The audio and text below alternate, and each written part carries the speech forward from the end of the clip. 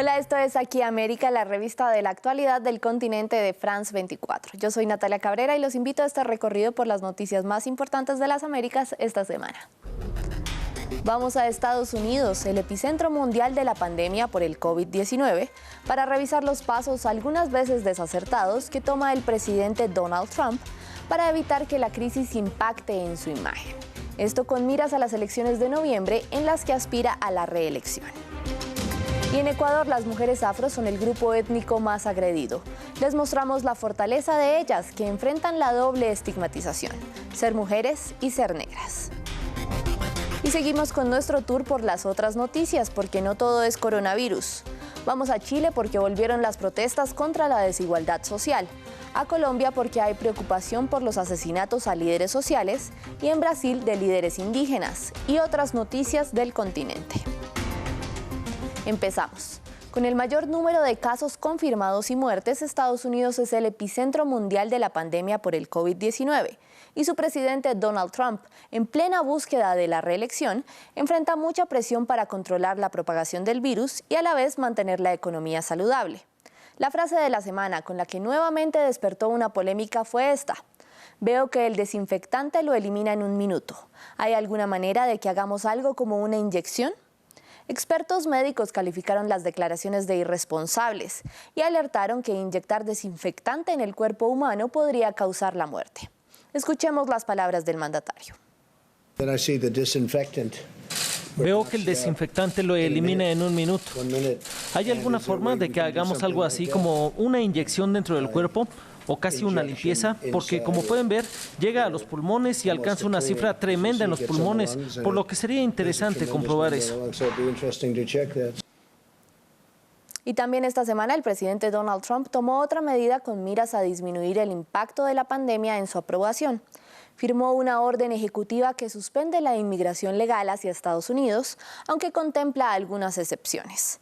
Con esta decisión busca darle prioridad en materia de empleo a los ciudadanos estadounidenses en medio de los efectos negativos que ha provocado la pandemia en la economía del país. Andrés Mesa Muñoz tiene los detalles.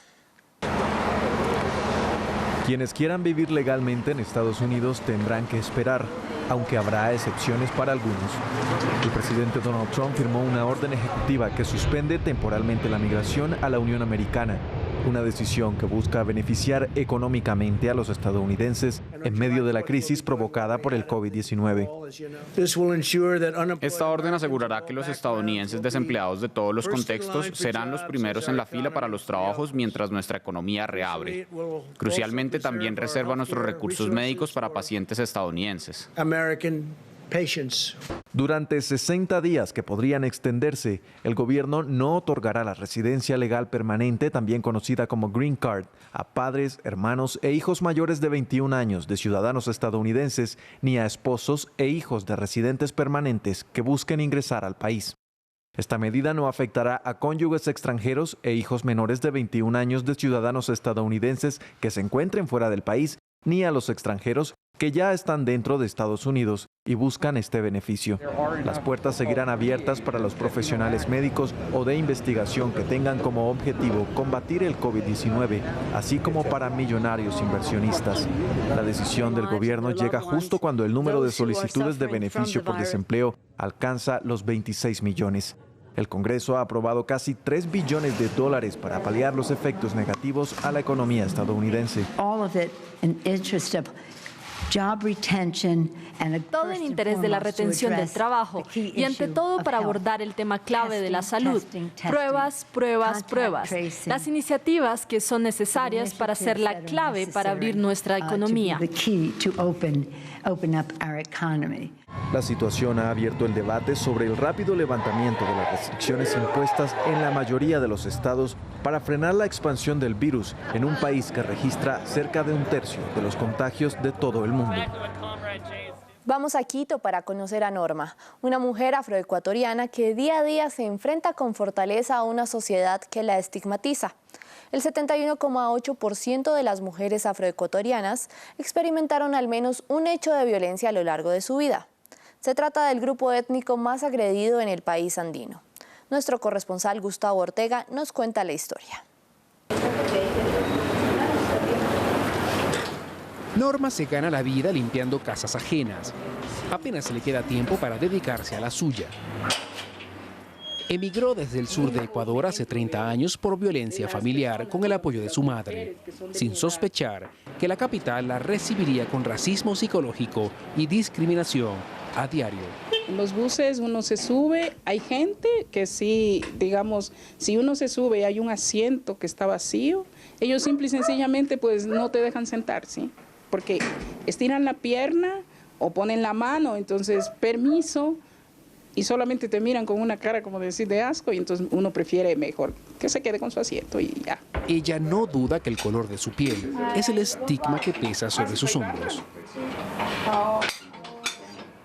Forma parte de un racismo endémico que con el paso de los años ha aprendido a sobrellevar, causada por racismo y discriminación económica, según la fuente oficial.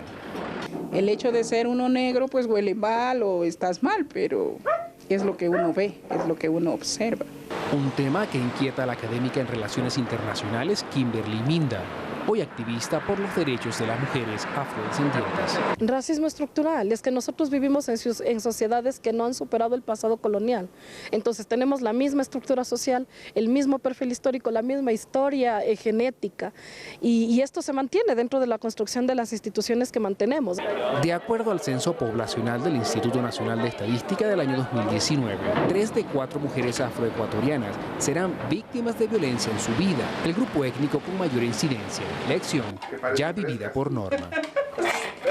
Pese a ello, se prepara nuevamente para salir a las calles y dar la cara a una sociedad que la juzgó antes de nacer.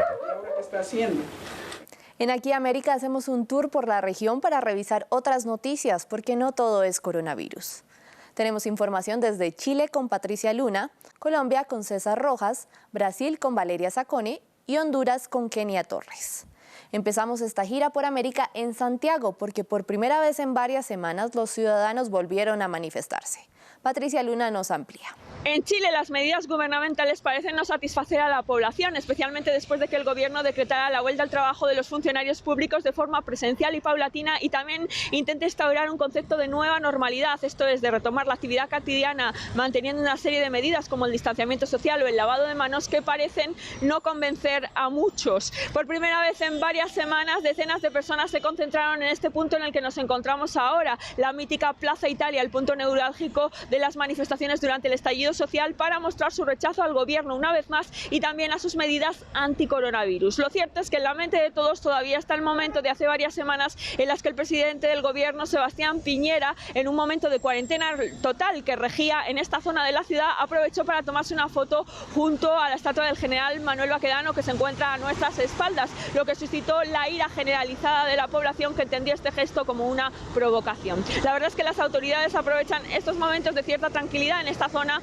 para reparar el mobiliario que se encontraba totalmente destruido. En estos momentos se levantan semáforos que no han funcionado en esta zona durante meses, y también se ha vuelto a pintar la estatua del general mencionado, que siempre apareció con consignas, insignias, colores y todo tipo de alusiones al movimiento social. La pregunta es ahora si esta nueva normalidad supondrá que los ciudadanos chilenos vuelvan a salir a las calles a mostrar su descontento.